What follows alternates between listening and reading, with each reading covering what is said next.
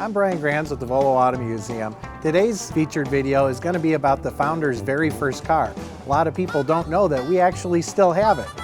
It's not really in one of our showrooms, it's actually kept right up here in our rafters. That's right, this little police car is my father Greg Graham's very first car. You could say it's what started the Auto Museum. A little history to the Auto Museum. It is my family's business, and we actually founded it back in 1960. My grandparents bought the property here. It's an old dairy farm that was originally built in the 1850s, which actually makes our place here older than the state of California. My grandfather was in the resale business, so while his family lived in the old farmhouse, they converted the barn into a resale store. They would go ahead and go to garage sales, buy old furniture, clothing, lamps, and resell the items there.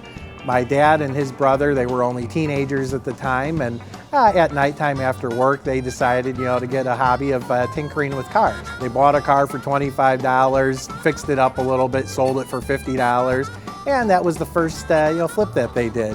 Now, they took that money, they reinvested it into another old car, fixed it up, flipped it, and this continued to do so until one day my grandfather sat down with them and said, "Listen, are we in the resale business or are we in the car business?"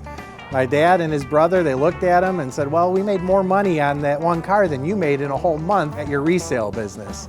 That wasn't the answer my grandfather was looking for, but it's a good thing my dad and his brother stuck to their guns and continued with the cars. Over the years, the museum has evolved. Originally, the building was just a cold tin building, no heat, no plumbing, and it was a gravel floor. It was filled with junk cars, old 20s and 30s, rusted, dilapidated junk. And eventually that led to nicer cars, and over the years people wanted to come and just see the cars that they had in their collection that weren't even interested in buying them. So then that evolved into the Auto Museum. The resale business never quite left us. That eventually evolved into our antique malls as you see them today.